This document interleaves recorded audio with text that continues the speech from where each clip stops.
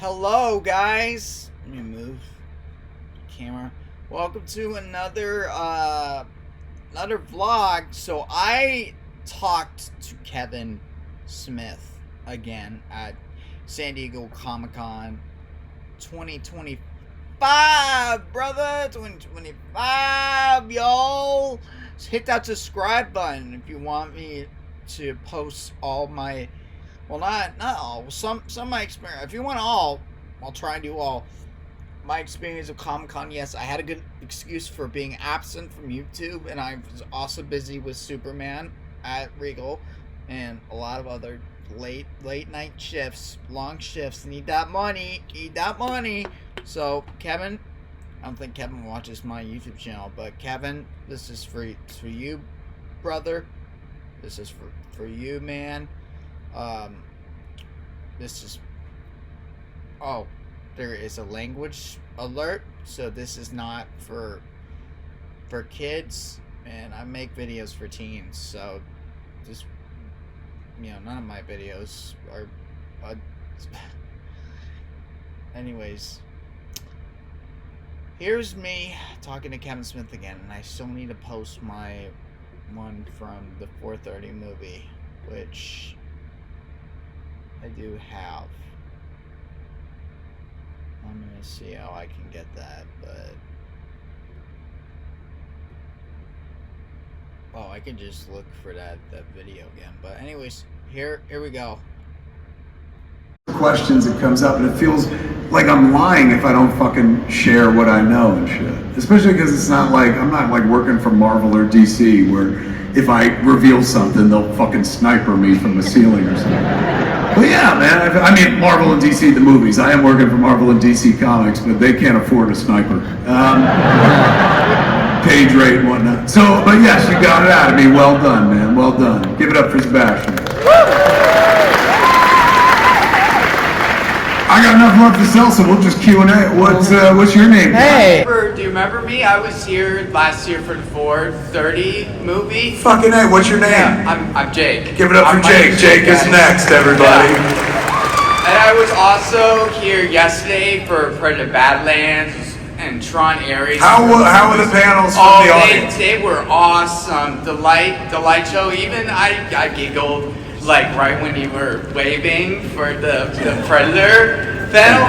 But so I heard you giggling. Yeah. Oh, really? Yeah. I did. If you guys heard, yes, that was me. That was you. That was Perfect. me. I showed my mom the 4:30 movie, and she theater hopped when she was a kid. So, Mom, I love you, and I'm glad you watched this with me. She liked it. That's and fucking beautiful. Is Mom here? She is, actually. So she's seen you up on the big screen? Yes, she has. A lot.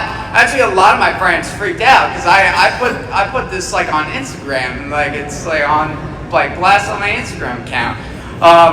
Okay, my question. Yes, my question. I'm gonna keep this very short and sweet.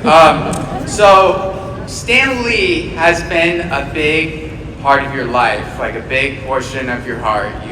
You've done Mallrats, and you did Jane's Silent Bob reboot, but that was an archive footage from an IMDb interview we did here. Yes, well remembered. That's true. Yeah, absolutely. What was your favorite memory with Stan Lee, or it could be a personal memory you had?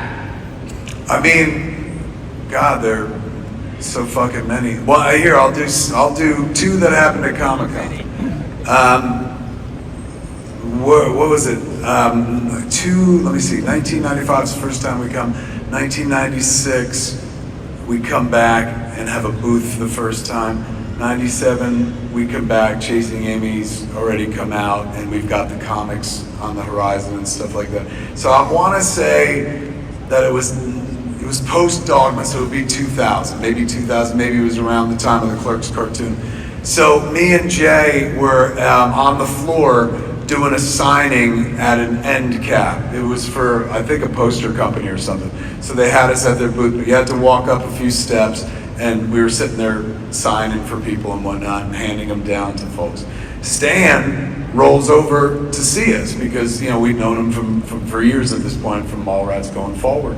And so he comes up, you know, it's about 6 steps to come up, joins us, and then, hey, spider friends, you know, we were sitting around chit-chatting. He always, like, Kevin, you know, he knew me instantly, but he never remembered Jay's name, which is so weird because it's just a letter, you know, like fucking. So he'd always be like, hey, Kev's good friend, you know. So we chit-chatted with him for a bit, and then we were like, where are you going? He's like, I've got a panel, you know, no rest for the weary. And we're like, all right, man, see you later. And so he's heading off the stage, or the rise that we were on. And again, it's only 6 steps, but it is 6 steps above the fucking floor. And so he's walking away. We go, bye, Stan. And he goes, bye, and turns and falls down the fucking steps. Right to the fucking ground, dude. And you want to see Comic-Con stop dead? Everyone in the aisles were like, oh, he killed Stan Lee, you know? But Stan, man, was fucking like, you couldn't stop him. Like, he hit the fucking ground, and you were like, oh, because he was old even then and shit. Instantly popped right back up and was like, bye, spider friends, and kept going and shit. It was so charming, and just like, it made you feel like, oh my God, he is a comic book character and stuff. One of the other really sweet memories that I had is when you come to do panels here or to do Hall H, you're in the back of the convention center and you pull in to a place where they got a carpet and stuff, and the cars drop you off, and then they take you down the back way to the joint. So me and Jay arrived to do a panel, and as we got out of the car, the SUV, Stan was coming down the carpet, like leaving a thing he had done to get into his car. And so when he saw us, he instantly was like, oh, and he came over and gave us a hug. It was me and Jay, and talked to us for a few seconds. He's like, what are you guys doing? And I was like, we're just about to go do this thing and stuff. What did you do? And he told us what he did and stuff. And then we made plans, hopefully, to see each other sometime over the weekend. And then he got in his car and fucked off. And Jason Mewes is not really this guy. He's not like, you know, he's not shallow by any stretch of the imagination, but he's not like a person that wears his heart on his sleeve or does a lot of big thinking out loud or anything like that. So Stan pulls away and he goes, isn't that fucking incredible? He's like, don't you want to go back in time and tell us before we made Clerks that one day when we get to Comic-Con, the first person who's going to welcome us is Stan Lee, and he's going to know our names. I was like, well, he knew one of our names. He was absolutely fucking tremendous, man. He was like, when I wrote the scene in Mallrats for a comic book guru to play, it wasn't written for Stan, because I don't dream that big and shit. So I just wrote it for a made-up comic book guru character and shit. And Jim Jacks was the producer of Mallrats, one of the producers. When he read the script, he was like, who's this? I love the comic book character scene, the guy who gives him advice. He said, who's that supposed to be? I was like, it's nobody, it's not based on anybody, but I said, I guess if it had to be somebody, it would be like Stan Lee. And he goes, why don't you just write it for Stan Lee? And I was like, well, I don't fucking know Stan Lee. And he goes, I do. And I was like, Hollywood is good. Like, all these fuckers know each other, you know? I was like, how do you know Stan Lee? And he's going, I've been going out to dinner once a month with Stan Lee for the last 3 years. He's going, once I got into a position in the business where I could fucking try to develop things, I reached out to Stan years ago because I grew up reading his comics and I was a massive fan. And he's going, we've never been able to do anything, but every month I take him to Dan Tana's and we go out to eat. So when I read this scene, all I could think about was like, Stan would do this. And I was like, well, fuck, man. He goes, rewrite the scene for Stan and I'll bring it to him when I go out to eat with him and shit. I was like, right. So I rewrote the scene. I faxed it. In those days, that's how we moved information around, faxed it to Jim. And Jim brought the pages to his dinner with Stan, which was like 7 o'clock. So I'm on the East Coast. This restaurant, Dan Tana's in Los Angeles, is on the West Coast and shit. So when they were done with dinner, presumably around 9 o'clock, that's when Jim Jacks called me. I was back in Jersey, and so it was midnight. And I was like, hey man, how'd it go? He's gone, it went okay. He's gone, he wants you to call him tomorrow. I was like, Stan Lee wants me to call him? He goes, yeah. I said, why? And he goes, he'll talk to you about it. And I said, what does that mean? He goes, let him tell you. I said, well, how do you react to the pages? He goes, he'll tell you about that. And I was like, no, Jim, goddamn, you can't leave me hanging like that. What did he say? And he goes, you really want to know? And I said, yeah. And he goes, all right. Well, I gave him the pages. He read them right there at the table. And the first thing he said was, Jim, I would never say this shit. And I had to explain to him that it's not really him. He's playing a fictionalized version of himself and whatnot. And he understood that. But he had a question and he wanted to talk to you about it first. So you're gonna call him at POW, his offices, and talk to him. And I was like, oh my God, this is fucking nuts. So the next day I called them and they were like, hold for Stan Lee and shit.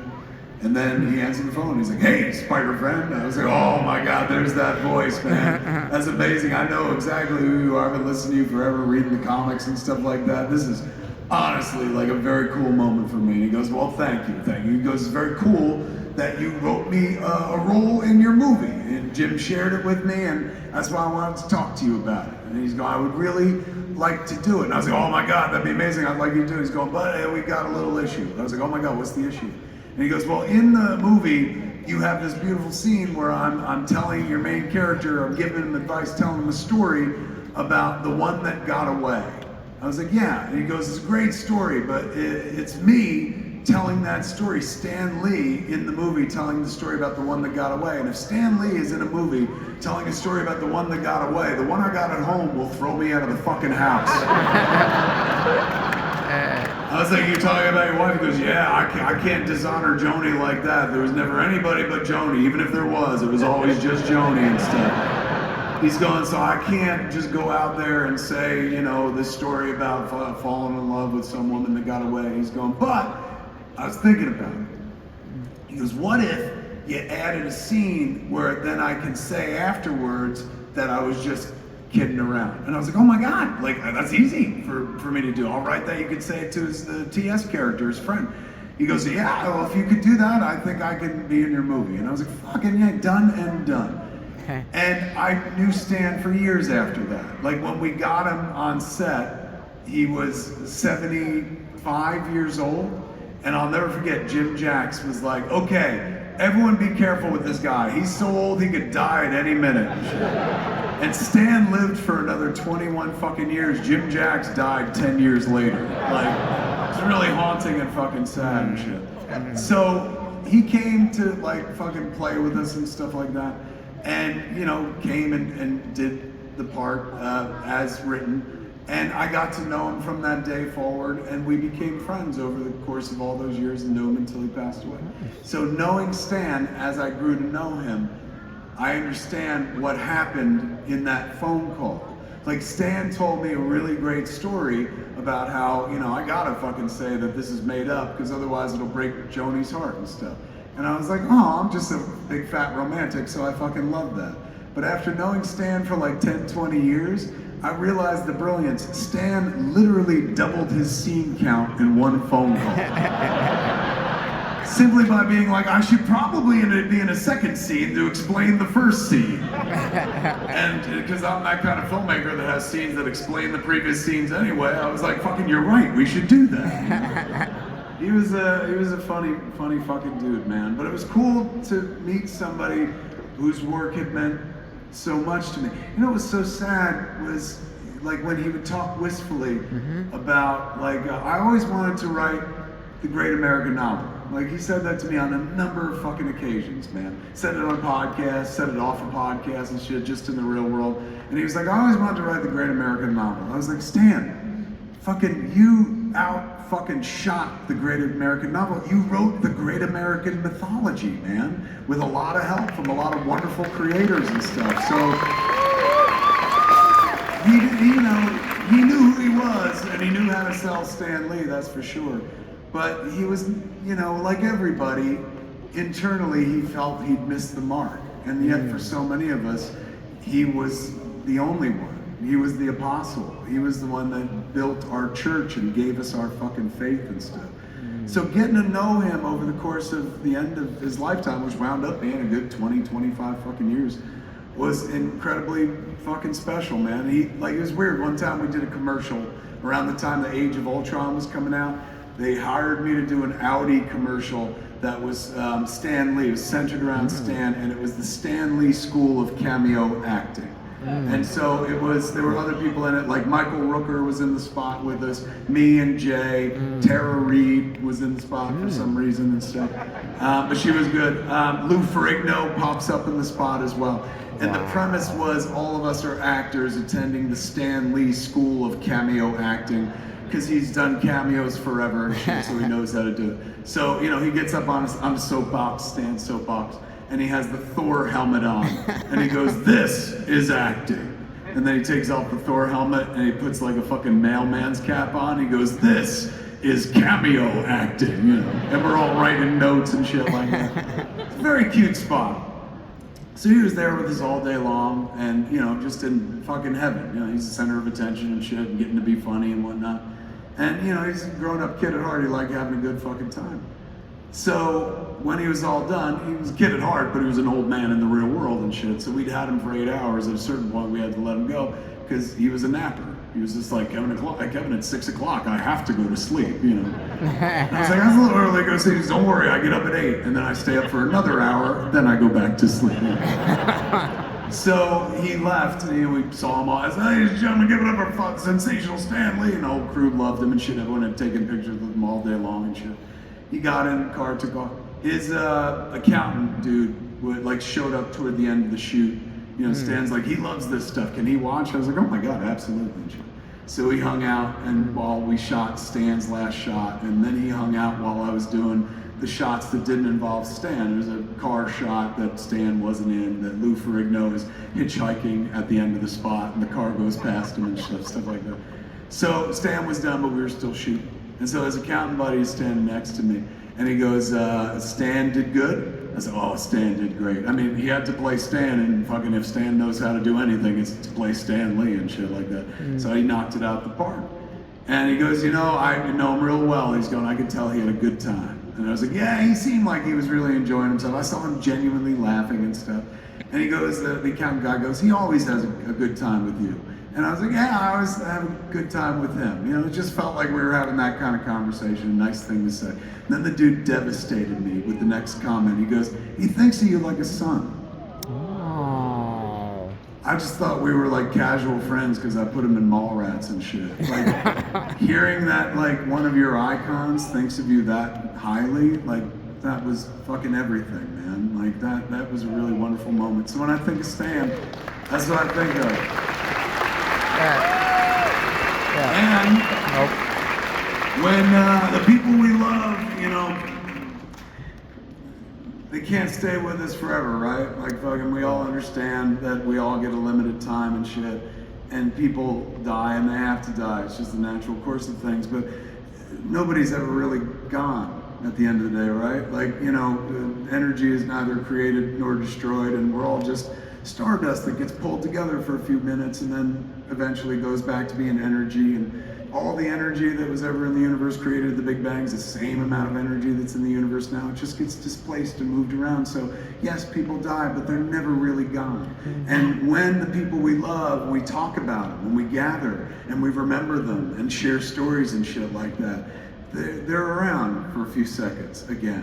Somewhere in this room, Stan's sitting in one of those empty chairs just going "Well done, spider friend," because we keep the legend alive, keep it going and stuff. So I thank you for the opportunity to talk about my dead friend. Yeah. Thank you for your time, Kevin. Thank you. It means the world.